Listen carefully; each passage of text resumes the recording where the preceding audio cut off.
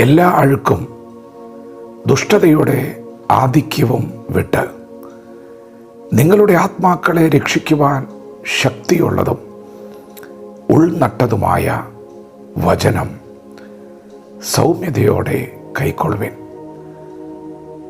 ദൈവത്തിൻ്റെ മാറ്റമില്ലാത്ത വചനം ശ്രദ്ധിക്കുന്ന പ്രിയപ്പെട്ടവരെ, ദൈവവചനത്തിന് ബന്ധനമില്ല. എന്നാൽ ദൈവവചനം ബന്ധനങ്ങളെ അഴിക്കും. നിങ്ങളുടെ ജീവിതത്തിലെ ബന്ധനങ്ങൾ അതെത്ര പഴക്കം ചെന്നതാണെങ്കിലും അതെത്ര ആഴമുള്ളതാണെങ്കിലും ദൈവവചനം ബന്ധനങ്ങളെ അഴിക്കും. നിങ്ങളുടെ തലമുറയുടെ ബന്ധനങ്ങൾ, കുടുംബത്തിൻ്റെ ബന്ധനങ്ങൾ അതെത്ര അധികമായിരുന്നാലും വചനം ബന്ധനങ്ങളെ അഴിക്കും. ദൈവത്തിൻ്റെ വചനം നിങ്ങൾ സൗമ്യതയോടെ കൈക്കൊള്ളുവിൻ. ദൈവത്തിൻ്റെ വചനങ്ങളിൽ ആശ്വാസ വചനങ്ങളുണ്ട്. ഞാൻ നിങ്ങളെ കൈവിടുകയില്ല, ഞാൻ നിങ്ങളെ ഉപേക്ഷിക്കുകയില്ല, ഞാൻ നിങ്ങളെ സഹായിക്കും, ഞാൻ നിങ്ങളെ ആശ്വസിപ്പിക്കും എന്നുള്ള തിരുവെഴുത്തുകളുണ്ട്. അത് നിങ്ങളുടെ കഷ്ടതയുടെ നടുവിൽ, നിങ്ങളുടെ താഴ്ചയിൽ, നിങ്ങളുടെ വേദനകളിൽ നിങ്ങളെ ആശ്വസിപ്പിക്കുകയും ബലപ്പെടുത്തുകയും ചെയ്യുന്ന വചനങ്ങളാണ്. മറ്റു ചില വചനങ്ങളുണ്ട്, അത് ഇപ്പോഴത്തെ സ്റ്റാറ്റസുകളാണ്. എന്ന് പറഞ്ഞാൽ ദൈവം പറയുകയാണ്, ഭയപ്പെടേണ്ട, ഞാൻ നിങ്ങളോട് കൂടെയുണ്ട്. എന്ന് പറഞ്ഞാൽ ദൈവം ഇപ്പോൾ അടുത്തുണ്ട്, നിങ്ങൾ ധൈര്യമായിരിക്കെ.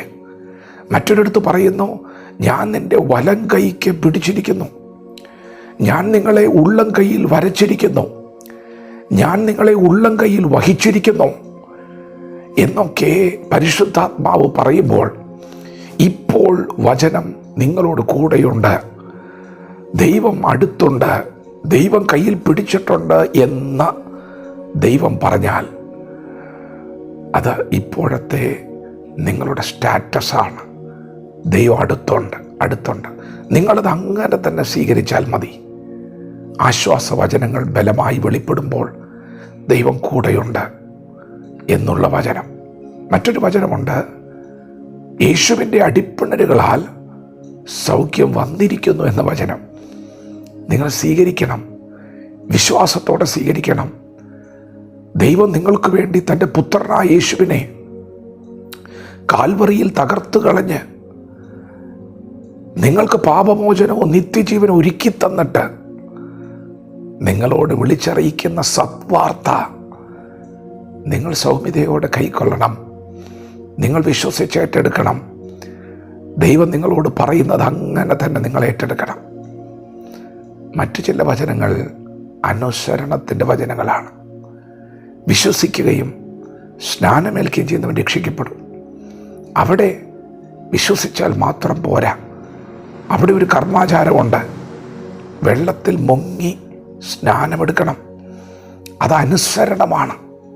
പ്രിയപ്പെട്ടവരെ, ദുഷ്ടതയുടെ ആധിക്യം, എല്ലാ അഴുക്കും നിങ്ങളെ വിട്ടുമാറാൻ നിങ്ങൾ ദൈവവചനം കൈക്കൊള്ളണം.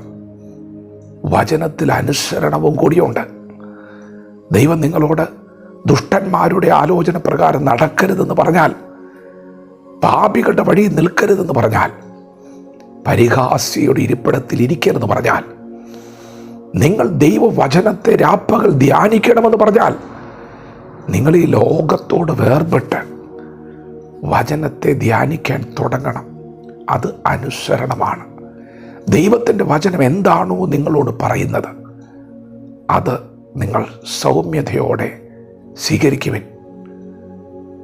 എല്ലാ അഴുക്കും ദുഷ്ടതയുടെ ആധിക്യവും വിട്ട് നിങ്ങളുടെ ആത്മാക്കളെ രക്ഷിക്കുവാൻ ശക്തിയുള്ള വചനം സൗമ്യതയോടെ കൈക്കൊള്ളുവിൻ. ദൈവത്തിൻ്റെ വചനത്തിന് ബന്ധനമില്ല. ദൈവത്തിൻ്റെ വചനം ബന്ധനങ്ങളെ അഴിക്കും. വിശ്വസിച്ച് വചനത്തെ സ്വീകരിക്കാം, വചനത്തോട് അനുസരണം കാണിക്കാം. ദൈവം നമ്മെ ഓരോരുത്തരും ഈ പകൽ അനുഗ്രഹിക്കുമാറാകട്ടെ. ആമേൻ.